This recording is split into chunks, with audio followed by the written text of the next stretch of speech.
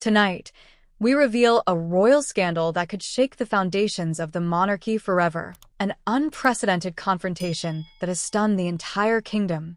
Behind the palace doors, a fragile relationship has shattered, and with it, years of quiet diplomacy, emotional endurance, and the image of harmony carefully crafted by the royal family. It begins with one of the most unexpected clashes in recent royal history, not between political powers or public rivals, but between a future queen consort and a child, Princess Charlotte. The weight of this moment, though centered around a brief incident, echoes decades of unresolved pain, strained loyalties, and generational conflict that may never fully heal. Camilla, the woman once branded as the villain in the tale of Charles and Diana, has spent years trying to rewrite that narrative. Her journey from the shadows of scandal to the public stage as the future queen consort has been anything but easy. She endured years of relentless public criticism, tabloid attacks, and quiet rejection from the very family she was desperate to be accepted by. Over time, she worked tirelessly to rebuild her image through charity, loyalty to Prince Charles, and a quiet presence at royal events that signaled her growing influence. For many, she had finally carved a place for herself in the institution she once fractured. But all of that changed in a single evening during a royal ball that was supposed to symbolize unity, grace, and tradition. Witnesses say it started subtly. Princess Charlotte, always known for her composed public demeanor, was seen walking about the ballroom, perhaps restlessly, perhaps simply being a child in an overwhelmingly formal setting. Camilla reportedly called her aside, not with a warm guiding hand, but with sternness that quickly escalated into something far more distressing. She raised her voice at the young princess, chastising her for not behaving with the proper decorum. To outsiders, it may have looked like an elder correcting a child. But for Charlotte, the moment was piercing. She burst into tears and immediately sought out her parents, Prince William and Catherine, her face wet with visible distress. What happened next wasn't just another moment of royal tension. It was an emotional explosion decades in the making.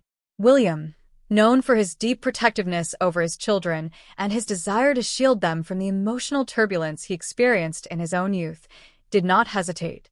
He found Camilla and, in what insiders described as an intense and public verbal confrontation, told her bluntly, "You are banned for life from my children." Those words, overheard by multiple attendees, stunned the room. The future queen consort had just been severed from the lives of the future generation in a moment of raw fury that revealed just how deep the cracks in this family run. For Camilla, the moment must have been devastating. She had fought for years to be seen not just as Prince Charles's wife, but as a legitimate grandmother figure to William's children. But for William, this wasn't about titles or tradition. It was about trust, and once again it had been broken. Catherine, always the stabilizer, attempted to calm things down, placing a hand on William's arm, encouraging him to leave with dignity. They did just that, departing the event with Charlotte, leaving Camilla to collect herself among the remaining guests. Her exterior remained poised, but those close to her said it was clear she was deeply shaken. And for good reason. This wasn't just a personal fallout. It was a symbolic rupture in the fabric of the royal family. To truly understand how devastating this moment is, we must go back to the pain that has lingered in William's heart since childhood. The betrayal of his mother, Princess Diana, was never just tabloid fodder for him. It was the emotional backdrop of his life. As a young boy, he watched the woman he loved most suffer publicly, while Camilla stood in the background, the other woman who helped fracture the fairy tale. Diana's interviews didn't spare the details. She spoke plainly about the affair that devastated her marriage.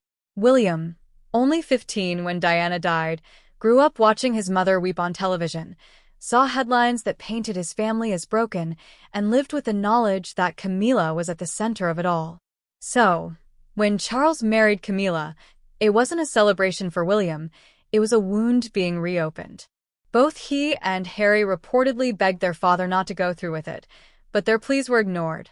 The emotional cost of that decision rippled through their teenage years and into adulthood. Their relationship with Camilla never warmed. While Harry later expressed more vivid feelings of resentment in his memoir, Spare, William's resistance was quieter, but no less powerful. In public, he maintained civility. In private, the distance remained. Camilla may have entered the royal family, but she never fully entered their hearts. Their early meetings were strained and emotionally charged.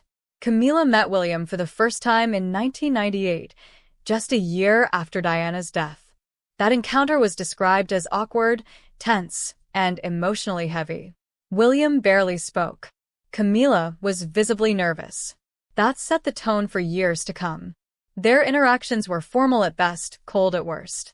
Camilla, aware of the sensitivity, chose to keep her distance from both William and Harry, never taking on a maternal role. Her focus remained on supporting Charles and preserving what she could of her public image. But behind the scenes, stories swirled.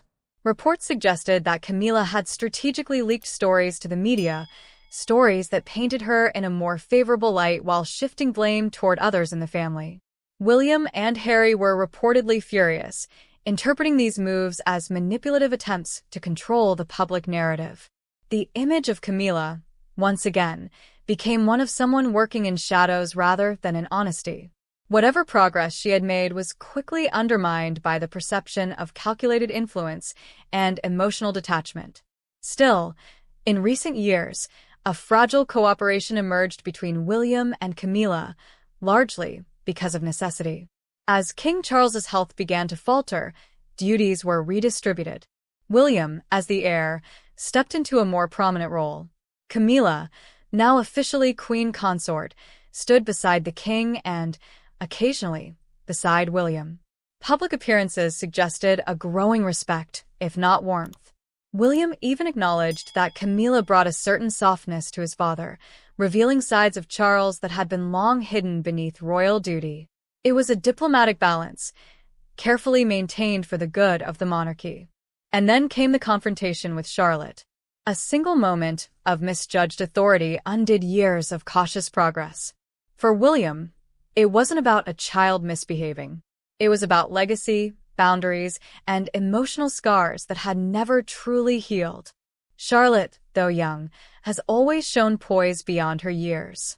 Often seen guiding her younger brother Prince Louis at public events, she has already taken on the weight of royal responsibility with grace. Her presence in the royal spotlight has been marked by maturity, kindness, and confidence.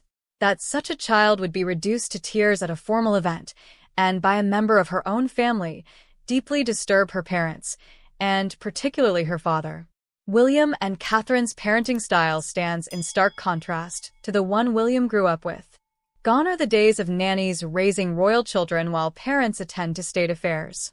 William has gone on record many times to explain his desire to be a present father, one who picks his kids up from school, tucks them into bed, and shields them from the kind of emotional neglect he endured. Catherine, too, brings her own family's warmth into the royal household. The Middletons were known for being loving, grounded, and close-knit. Catherine's upbringing is a template for the kind of home she wants her children to grow up in, where love is constant and emotional safety is non-negotiable. That's why the incident with Camilla was more than a disagreement. It was a breach of deeply held values. Camilla, perhaps falling back on the old-school royal method of stern correction, failed to recognize that this new generation is being raised differently. William and Catherine are instilling in their children the importance of self-expression, emotional intelligence, and dignity, qualities they never want eroded by tradition or misplaced authority. When Camilla raised her voice, she crossed a line that William has drawn very clearly. The aftermath of this altercation has been profound. Royal insiders say the tension between William and Camilla has reached an all-time high. The banishment wasn't just a heat-of-the-moment declaration. It was a firm, final boundary. Those close to William say he's not interested in apologies or reconciliations right now. His priority is his children, and any threat, emotional or otherwise, to their well-being will be kept at arm's length, regardless of title or bloodline. Camilla, once again, finds herself on the outside of a royal circle she fought so hard to be part of. Yet the story also highlights the evolving nature of the royal family. This is no longer the monarchy of silence and stoicism. The younger generation, led by William and Catherine, represents a shift toward openness, emotional care, and family-first values. Princess Charlotte, standing in the center of this transformation, represents not only the future of the royal line but the values her parents are embedding into the crown's next chapter. Her tears, painful as they were, served as a catalyst for this dramatic moment, one that may forever change how the royal family navigates its private and public roles. As time moves forward, questions will linger.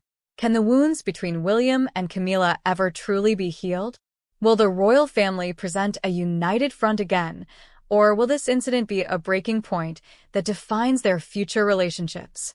What remains clear is that in the royal household, history is never just history.